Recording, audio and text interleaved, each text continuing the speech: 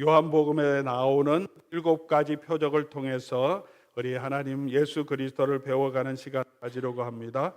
요한복음 2장 1절에서 11절까지 말씀 우리 함께 교독해서 읽으면 좋겠습니다. 사흘째 되던 날 갈릴리 가나에 혼례가 있어 예수의 어머니도 거기 계시고 포도주가 떨어진지라 예수의 어머니가 예수에게 이르되 저들에게 포도주가 없다 하니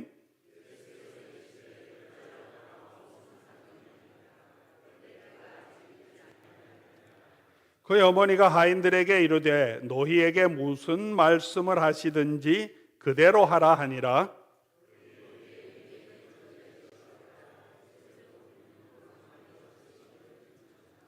예수께서 그들에게 이르시되 항아리에 물을 채우라 하신즉 아귀까지 채우니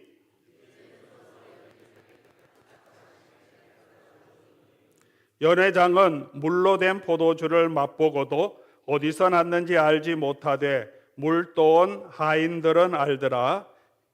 연회장이 신랑을 불러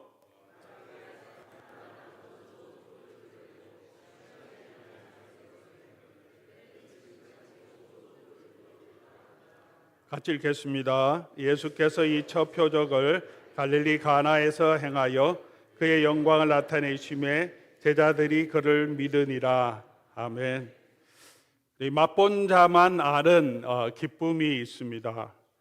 캘리포니아에도 포도 재배를 하는 와이너리가 많이 있습니다. 와이너리에 가면 와인을 테이스팅 할 수 있고 또 테이스팅한 와인을 살 수 있습니다. 저는 어떤 것이 좋은 와인인지 또 와인 맛을 잘 알지 못합니다. 여러분 중에 혹시 와인을 좋아하시는 분들 계십니까? 지금 여기서 좋아한다고 얘기할 수도 없겠죠. 제가 좀 찾아보니까 비싼 와인은 1945년산 로마네 꽁티라는 와인인데 뭔지 모르겠지만 55만 불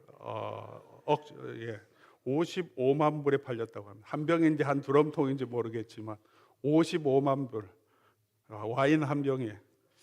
아마 와인 정말 좋아하고 그 맛을 아는 사람은 이 돈을 지불하고도 아마 이 와인을 사서 마실 테니까 경매에 이렇게 팔렸겠죠. 와인은 아니고 커피 좋아하시는 분들은 계시죠. 커피 좋아하는 분은 어느 집이 커피 로스팅을 잘한다. 저 집에서 사서 또 커피를 갈아서 또 드립해서 마시기도 하고 에스프레소도 마시기도 하겠죠.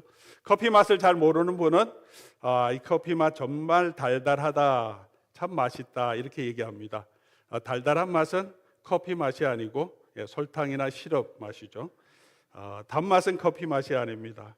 저도 커피 맛을 잘 모릅니다.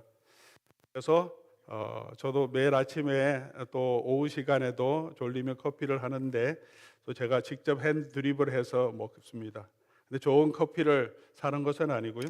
가성비 최고인 코스트코에 있는 호세이 바닐라 넛을 이거는 15불에 사면 한 4개월, 3개월 혼자 먹으면 내려 먹을 수 있습니다. 다른 건 요만큼 하나 사면 2주를 못 가더라고요.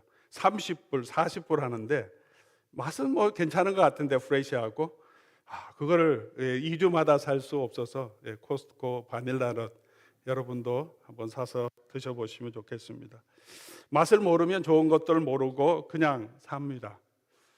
자기가 좋은 것들을 즐기지 못한다는 것도 모르고 그냥 그러고 살아갑니다. 말해줘도 모르죠. 정말 맛있다 한번 해봐라 그래도 모르면 그 가치를 알지 못합니다. 예수님의 은혜도 그런 것 같습니다.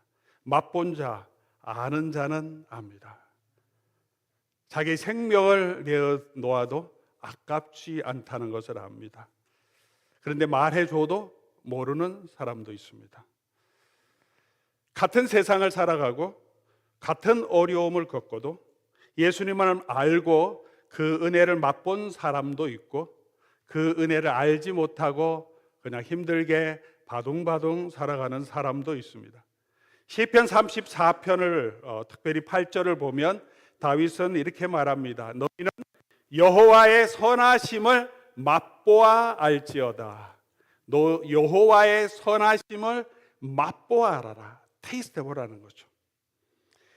이 시편은 다윗이 아비멜렉 앞에서 미친 짓을 하다가 쫓겨났을 때 기록한 시편이라고 성경에 기록되어 있습니다. 다윗이 사울을 피해서 유대 산지를 계속 도망 다녔는데 더 이상 도망갈 곳이 없어서 적국인데 블레셋으로 망명해서 갑니다. 마음이 얼마나 비참했겠습니까? 그곳에 갔더니 다윗을 환영하는 것이 아니라 이 아비멜렉 왕의 참모들이 이 기회에 다윗을 그냥 없애버리자. 놔두면 후환이 된다. 분위기가 이렇게 되니까 다윗이 죽을지도 모르겠다라는 생각이 들어서 그래서 미친 채 하면서 침을 수염에 질질 흘리면서 다윗과 같은 사람이 미친 채 한다는 것은 자기의 모든 자긍심을 다 내려놓은 거죠. 그렇게 미친 척 하면서 대문짝에 몸을 이렇게 기대니까 저놈 정신이 나갔구나. 그래서 내쫓아라. 그래서 쫓겨난 다음에 기록한 시편이라고 말합니다. 시편 34편 6절에 이 곤고한 자가 부르짖음에 다윗의 그 상황이 얼마나 곤고했습니까? 그 곤고할 때 하나님 제발 내 목숨을 살려주십시오 라고 하나님께 구하며 미친 척을 했는데 하나님께서 그 환난에서 구원해 주셨다라고 말하며 8절에 고백합니다. 너희는 여호와의 선하심을 맛보아 알지라도. 어떤 사람은 다윗이 정말 운이 좋았다라고 얘기할 수도 있을 것입니다. 또 어떤 사람은 비슷한 환경에 그런 환경에 있었다면 이런 고난을 겪게 하시고 이런 비참함을 맛보게 하신 하나님을 원망할 수도 있었을 것입니다. 그런데 다윗은 그 상황에서 그의 기도를 들어주시고 또 그곳에서 벗어나게 하신 그 하나님의 은혜를 붙들고 그 하나님의 구원을 맛보아 알았다고 말합니다. 그래서 10절에 이렇게 고백합니다. 젊은 사자는 궁핍하여 줄일지라도 여호와를 찾는 자는 모든 좋은 것에 부족함이 없으리로다. 여호와를 맛본 사람이 있고 맛보지 못하는 사람이 있습니다. 오늘 본문은 요한복음에 기록하는 예수님의 첫 번째 표적이라고 말합니다. 표적이라고 한 것은 사인이라는 것이고 시그널이라는 거죠. 어떤 의미하는 바를 담고 있는 기적이라는 뜻입니다. 7가지 표적을 요한은 기록하고 있기 때문에 이 7가지 표현은 특별히 예수님이 누군지를 우리에게 보여주는 시그널이라는 의미를 우리 포함하고 있겠죠. 오늘 이 기적을 통해서 또 이 표적을 통해서 이 본문은 예수님은 우리에게 무엇을 어떤 메시지를 주려고 하시는 것일까요? 이 표적은 한 혼인 잔치집에서 있었습니다. 1절 말씀 보니까 사흘째 되던 날 갈릴리 가나에 혼례가 있어 예수의 어머니도 거기 계시고 한 동네 한 집안에 혼례가 있었습니다.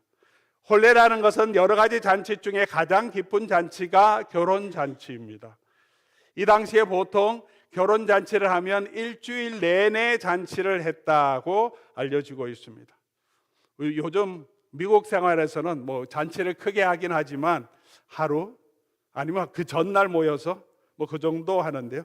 지금도 인도, 네팔 이런 전통적인 지역에서는 혼인 잔치를 하면 적어도 일주일 합니다. 5일에서 일주일.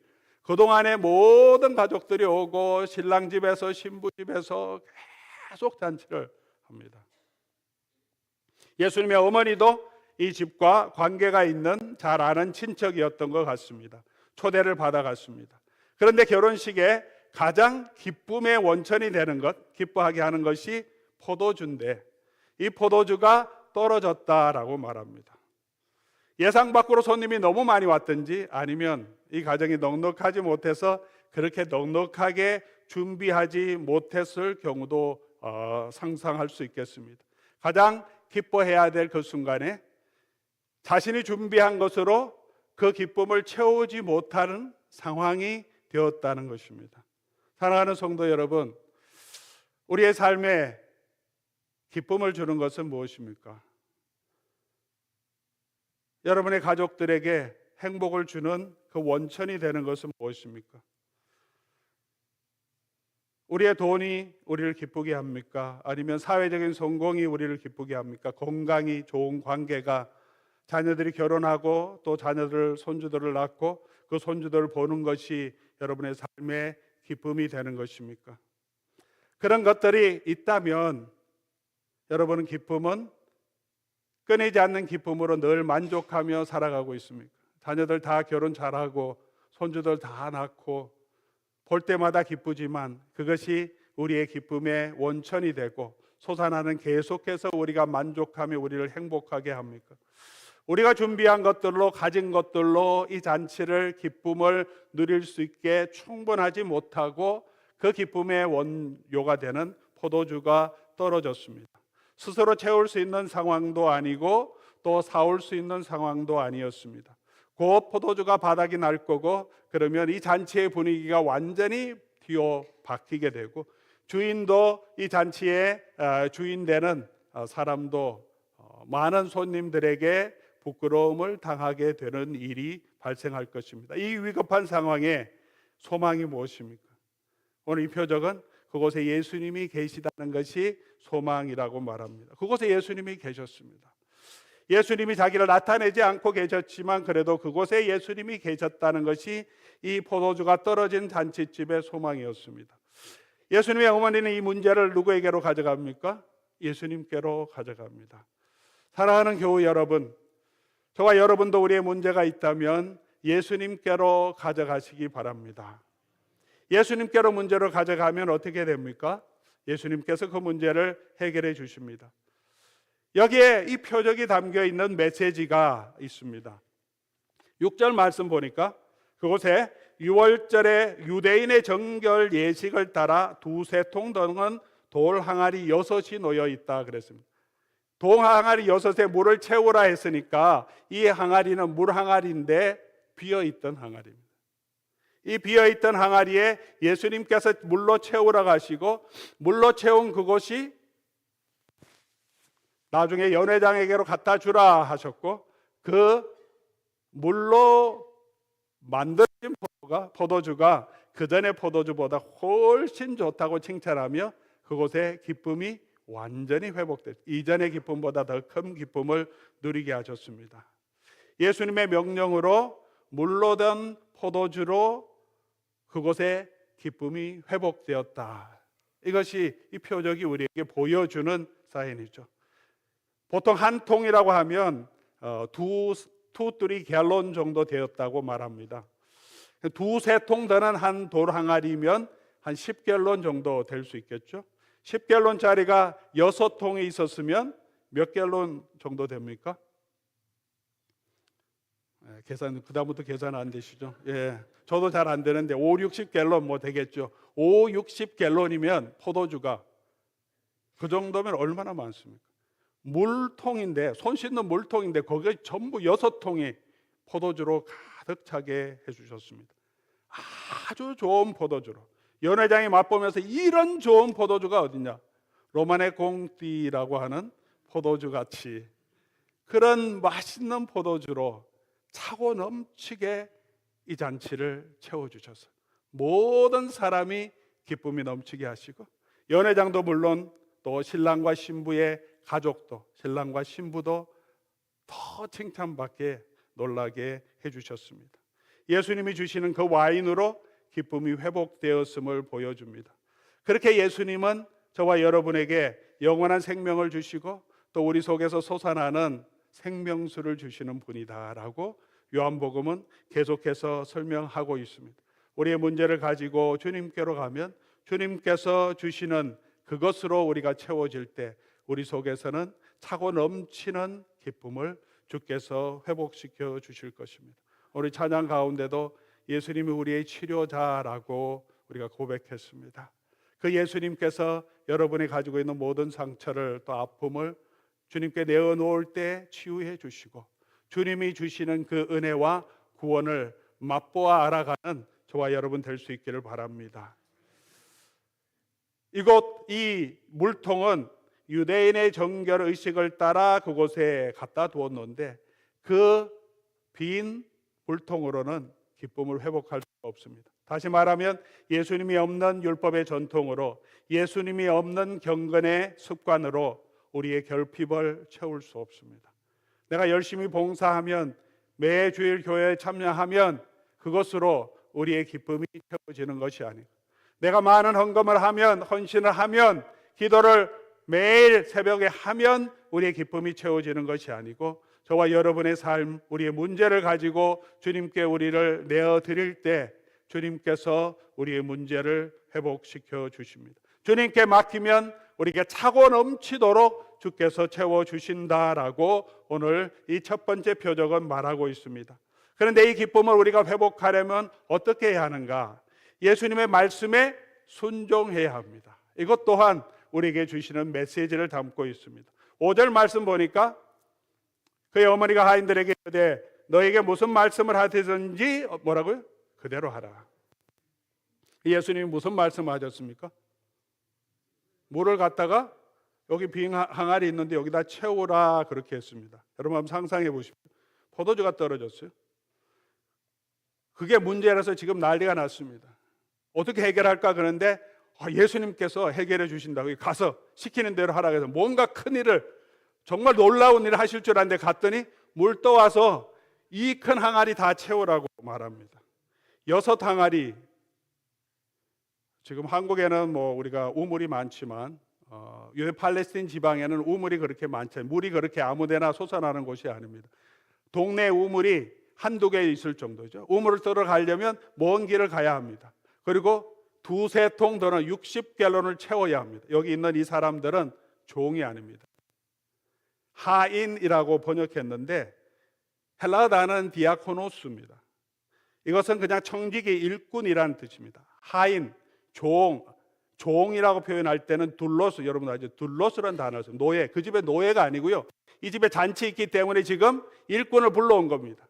일꾼을 불러왔는데 지금 엄청난 일 다 했는데 지금도 계속 해야 될 일이 있는데 전혀 기대하지 않았던 물로 이 빈 통을 채우는 일을 예수님께서 시킵니다. 그것까지는 이들이 기꺼이 합니다. 뭐 시킨 대로 하라고 했으니까 가서 또 가져오고 가서 또 가져오고 가서 또 가져오고 물을 다 채웠습니다. 채우고 나니 어떻게 말합니까? 이제 떠서 연회장에 갖다 주라. 이 물이 포도주로 변했다는 말도 없습니다. 자기들은 알죠. 이거 물인데 지금 포도주 떨어졌는데 너무 많이 드신 분은 뭐 물로 된 물인지 포도주인지 모르고 드시겠지만, 술을 많이 안 마셔서 봐서 모르겠는데 진짜 많이 드시면 물로 된 소주를 드려도 이게 소주인 줄 알고 드십니까? 그렇게 되나요? 그러지는 않겠죠. 물로, 자기는 분명히 물인 줄 아는데 그걸 떠다 주라고 하는 것, 그거 떠다 줬다가 어떤 낭패한 일을 당할지 모르죠. 어떤 야단을 맞을지 모르는데 어떻게 합니까? 갖다 주었다. 8절 그렇게 말없이 순종합니다. 그리고 그 물로 된 포도주를 마시면서 기쁨이 회복되면 잔치 자리가 난리가 났습니다. 아무도 그 비밀을 아는 자는 없는데 오늘 본문 말씀은 이렇게 얘기하죠. 물돈 하인들은 알더라.